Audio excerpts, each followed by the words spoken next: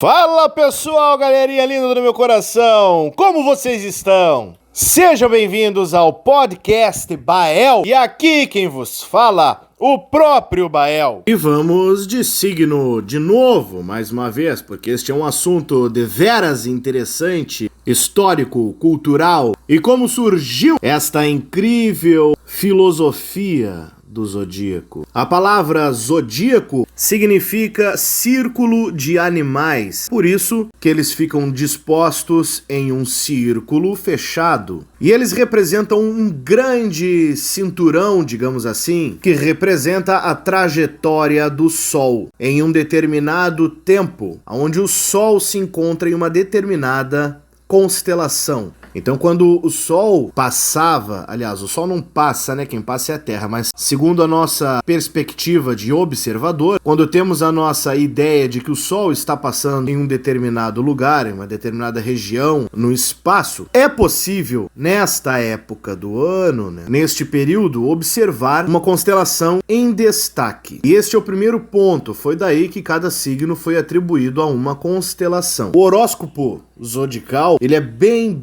antigo. Ele nasceu no século V a.C. E ele, na verdade, é uma mistura da filosofia grega com conhecimentos matemáticos egípcios e a astrologia babilônica. Isso você não sabia, né? E olha só que interessante. Eu poderia ficar horas aqui, na verdade, falando sobre a astrologia, sobre o horóscopo, o zodíaco, etc. Mas tentarei ser mais objetivo, pois, na verdade, o que eu vim trazer foi a história de cada signo. Mas acho que pode ser bem interessante algumas explicações anexadas. Por exemplo, o astrólogo Oscar Queiroga explica que o cosmos e as pessoas são feitos da mesma substância, portanto tem relacionamento mútuo. E é exatamente isso que a astrologia estuda. É por isso, na verdade, que dizemos que pessoas de tal signo se comportam de tal forma, têm tal personalidade, etc e tal. Mas existe uma explicação muito mais detalhada, profunda por trás disso, ok? Não vou meter a isso. Então vamos lá. Os signos e a mitologia. E antes de dar sequência a este entretenimento maravilhoso,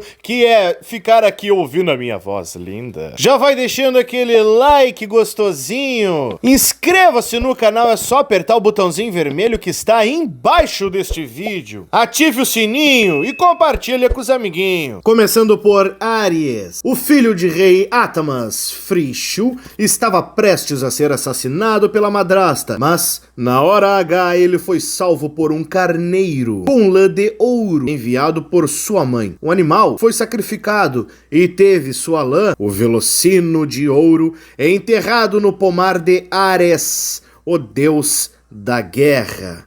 O nome Áries significa carneiro em latim. E daí vem também o termo ariete, aquele instrumento de guerra que serve para arrombar portões e geralmente traz na ponta a cabeça de um carneiro. Touro. O período de Touro coincidia com a primavera há 4.000 anos atrás, sendo o primeiro signo do zodíaco. Ele foi originado de um mito grego no qual Zeus, chefe dos deuses do Monte Olimpo, assumiu a forma animal para atrair a princesa Europa. O touro também é uma figura importante nos calendários das civilizações mesopotâmicas por simbolizar a fertilidade. Não é à toa que esse foi o primeiro signo reconhecido e na época da primavera, quando a natureza começa a renascer após o inverno. Gêmeos. Castor e Pólux, filhos de Leda, rainha de Esparta. Embora fossem gêmeos, tinham pais diferentes. Castor, filho do rei de Esparta, era mortal, já Pólux, filho de Zeus, era um semideus, portanto imortal. Eles eram grandes amigos e juntos lutaram na guerra de Troia. Então, quando Castor morreu durante o combate, Pólux ficou perturbado. Zeus então decidiu tornar Castor imortal, eternizando os irmãos na constelação de Gêmeos. Câncer. Em latim, a palavra significa caranguejo, uma das 12 criaturas mortas por Hércules. A esposa oficial de Zeus, Hera, teria enviado criatura para enfrentar e assassinar o herói. O animal foi morto, mas sua coragem foi eternizada em uma constelação. Leão. E Hércules ataca mais uma vez. O leão também entrou para a lista vermelha do herói, que não só estrangulou o bicho com as próprias mãos, como também fez um manto de sua pele em homenagem a essa vitória. Zeus desenhou o animal no céu, homenageando o filho Hércules em uma constelação. Virgem. Essa constelação para os romanos representava a deusa da justiça, Virgo, que ficou doente devido à mania humana de começar guerras. Segundo a história, ela foi o último ser celestial a subir para a morada dos deuses. Minerva, deusa da sabedoria, teria desenhado uma imagem no céu em sua homenagem. Libra. Segundo os romanos, o signo representava a balança usada por Virgo para pesar a alma dos seres humanos. A depender do resultado, o destino final era o paraíso ou o mundo subterrâneo. Escorpião. Ártemis, ou Artemis, era uma grande amiga do gigante Órion, mas essa relação gerava muitos ciúmes em seu irmão, Apoi. Para dar um fim a esta amizade, Apoi enviou um escorpião para morder o gigante. Zeus, em memória de Órion, colocou a imagem do animal no céu. Sagitário, o arqueiro. Segundo a mitologia grega, Chiron, ou Chiron, era o centauro mais sábio de todos. Sua morte aconteceu quando foi acidentalmente atingido por uma flecha de Hércules. Assim como os demais, Zeus também o homenageou em uma constelação no céu estrelado. Capricórnio. Na história grega, o animal que representa o signo é uma cabra com o rabo de peixe. Para fugir do titã Tifon, o deus da natureza Pan pulou na água e morreu porque não conseguiu se transformar completamente em peixe, já que metade do seu corpo ficou acima da superfície. Aquário. O mês de Aquário correspondia no Oriente Médio o período de chuvas. Foi assim que surgiu o simbolismo do signo, um homem virando seu jarro de água. Peixes. Segundo os gregos, Afrodite, a deusa do amor, e seu filho Eros teriam se transformado em peixes para fugir do titã Tifon também, que não suportava a água, assim como fez o deus Pan. Para lembrar essa fuga, Atena, a deusa da sabedoria, criou a sua constelação nos céus. Vale salientar, meus queridos,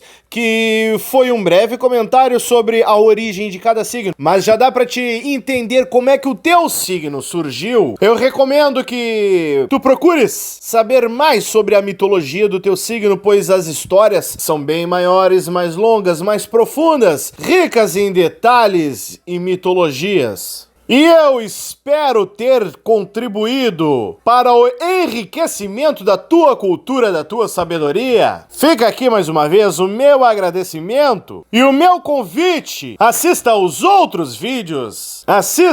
Ouça os outros conteúdos deste podcast Bael. E agora, vou ficando por aqui. Meu cafezinho já está pronto. Nos vemos na próxima. Um forte abraço do Bael.